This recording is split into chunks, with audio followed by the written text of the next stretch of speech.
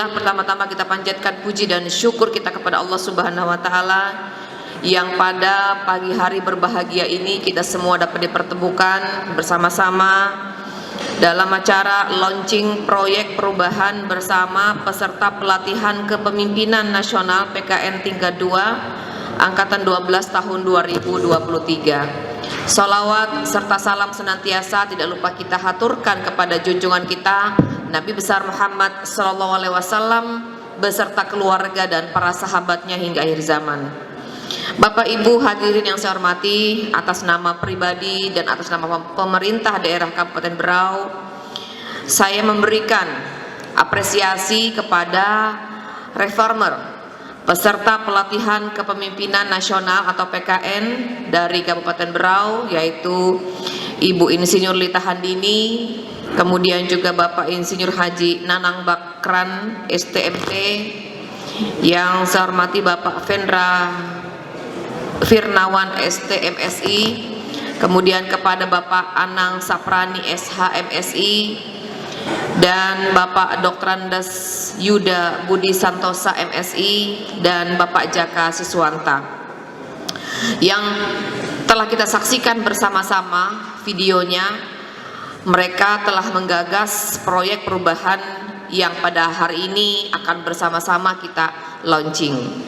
Yang pertama, proyek perubahan kolaborasi pengembangan kakao untuk peningkatan pendapatan petani di Kabupaten Berau atau disingkat dengan Si Bangkoko Mantap oleh Kepala Dinas Perkebunan Kabupaten Berau, Ibu Lita Handini. Ini adalah bentuk upaya kolaborasi atau kerjasama antara pemerintah daerah Kabupaten Berau dengan Dinas Perkebunan serta OPD yang terkait lainnya.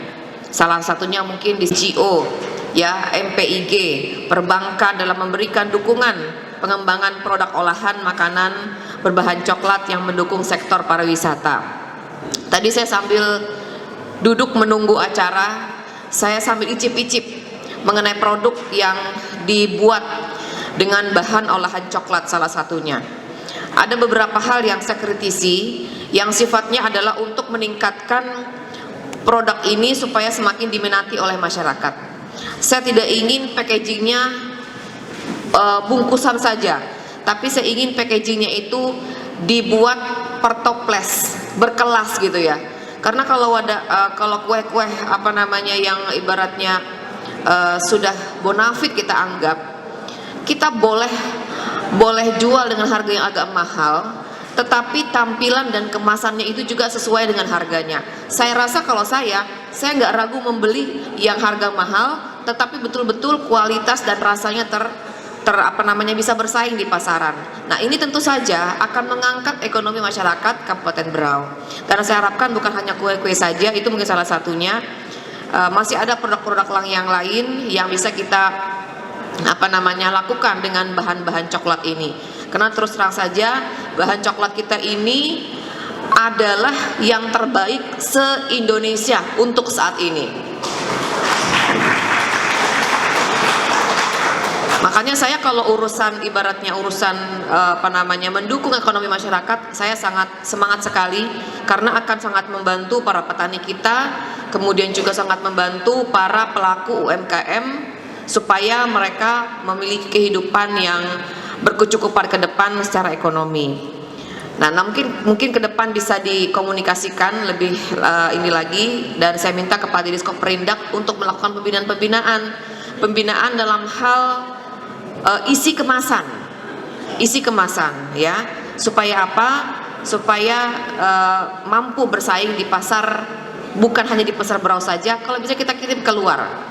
Ya, karena terus terang saja kalau kue-kue kering yang dijual di Solo Sua itu dari luar, bukan dari sini. Nah, kenapa bukan kita yang ambil? Sudah ada pihak perbankan yang siap untuk membantu permodalan kepada UMKM kita.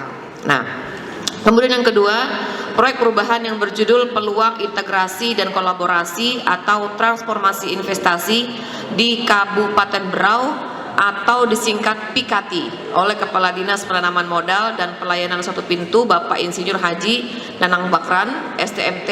Ini merupakan sebuah inovasi yang bagus juga yang bertujuan memberikan kemudahan dalam berinvestasi, berusaha di Kabupaten Berau yang berintegrasi dengan berkolaborasi dengan berbagai pihak dalam satu wadah, yaitu Mall Pelayanan Publik atau MMP, yang diharapkan akan menciptakan dunia investasi dan berusaha di Kabupaten Berau menjadi lebih baik.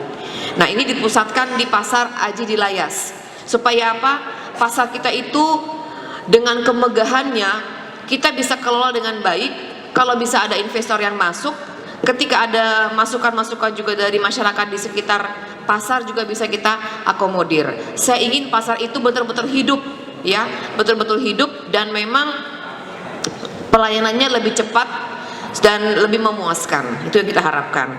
Kemudian yang ketiga, proyek perubahan yang berjudul Strategi Peningkatan Infrastruktur Berbasis Geospasial atau disingkat Gitar Bergeo. Ini judulnya agak-agak unik sedikit ya.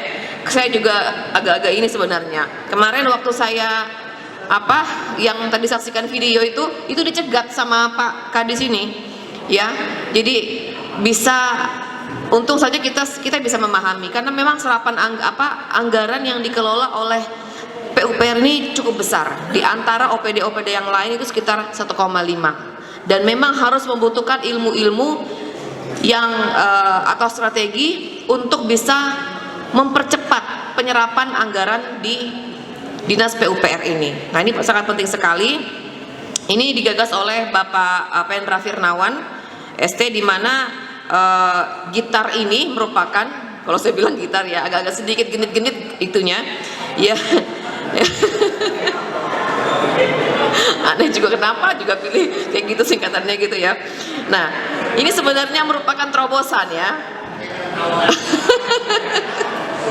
Ya. Iya, ini merupakan terobosan sebenarnya untuk pemanfaatan teknologi geospasial untuk mempercepat masa perencanaan infrastruktur secara menyeluruh tanpa mengurangi ketelitian. Jadi memang mengelola anggaran sebesar ini kita tidak boleh sembarangan. Kita harus teliti dan benar-benar itu menjadi kebutuhan rakyat, serta proyek tersebut harus betul-betul berkualitas karena akan dipakai dalam jangka waktu yang lama. Nah, ini membutuhkan keleluasaan waktu dalam melaksanakan pekerjaan supaya dapat terlaksana secara maksimal. Ini yang saya harapkan. Semua OPD dengan anggaran-anggaran yang ada, saya harapkan untuk mempercepat penyerapan anggarannya.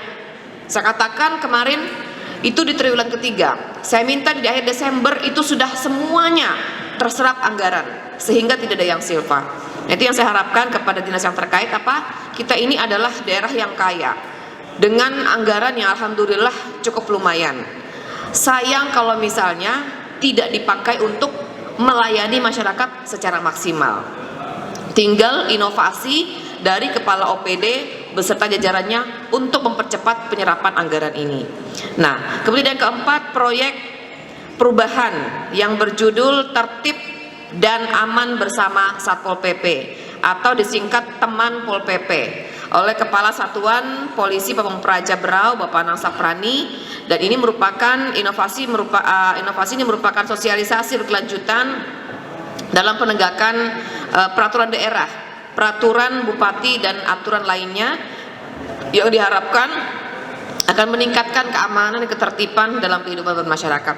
Karena memang tugas Pol PP adalah mengamankan segala sesuatu yang ada di Kabupaten Berau supaya tidak terjadi keributan, supaya tidak terjadi kerusuhan, supaya masyarakat merasa aman, tentram dan nyaman, supaya tidak terjadi insiden-insiden ya, yang seperti kemarin misalnya saat kita menuntun Joko itu Pol PP harus cepat tanggap ya. Kemudian juga masalah kerapian. Nah, ini masalah misalnya tiang listrik, kabel listrik itu kalau tidak dirapikan, maka secara tidak sengaja kalau yang punya proyek tidak merapikan, itu kan nyangkutnya kan kayak tali jemuran tuh. Misalnya orang lewat kena misalnya ya, atau kena rumah orang, kebakaran dan sebagainya. itu juga akan merepotkan kita. Makanya memang dibutuhkan ya ketelitian dan memang Satpol PP ini adalah orang lapangan, memang harus sering-sering turun ke lapangan, melihat keadaan di lapangan supaya tidak terjadi keributan ataupun insiden-insiden yang sifatnya mengganggu kenyamanan masyarakat, ketertiban kita semuanya. Kemudian ya, yang kelima, proyek perubahan berjudul Strategi Peningkatan Literasi melalui Perpustakaan yang Aktif, Kreatif, Edukatif, dan Menarik, atau disingkat dengan SIPENA Pakem, oleh Kepala Dinas Perpustakaan dan Kearsipan Berau Bapak Dr. Andes Yudi Budi Santosa MSI. Nah, ini adalah proyek perubahan yang menghadirkan konsep perpustakaan yang aktif berkegiatan, mengasah kreativitas, mengedukasi pengunjung sehingga meningkatkan daya tarik perpustakaan. SIPENA Pakem ini juga bersinergi dengan perangkat terkait untuk meningkatkan budaya gemar membaca dan literasi masyarakat untuk mencerdaskan kehidupan bangsa. Saya sebagai duta perpustakaan, ya saat ini masih sebagai duta perpustakaan, memang mendorong supaya perpustakaan yang ada di 13 kecamatan, bukan hanya di Pusip saja, tetapi di 13 kecamatan itu wajib memiliki perpustakaan. Nah, kemarin waktu acara hari jadi itu sudah ada barcode-nya. Kita tinggal pakai handphone dan melihat judul-judul apa saja yang ada di sana. Minimal mereka satu kecamatan sudah memiliki 1000 judul buku-buku, dan saya harapkan judul buku-buku ini sesuai dengan potensi-potensi daerah yang ada. Misalnya Maratua, potensinya pariwisata. Bagaimana kita bisa menciptakan buku-buku, menerbitkan buku-buku yang sifatnya mendorong supaya pariwisata ini semakin diminati dan dikenal, sehingga sumber daya yang mengelola tempat pariwisata ini juga butuh wawasan ataupun pengayaan melalui dengan 100 kampung, 10 kelurahan itu wajib untuk memiliki perpustakaan, bukan hanya sekedar dinas perpustakaan saja. Kalau dinas perpustakaan memang banyak buku-buku, tapi di daerah-daerah yang sulit menjangkau kota itu juga wajib memiliki buku-buku sesuai dengan potensi-potensi kampungnya atau daerahnya masing-masing.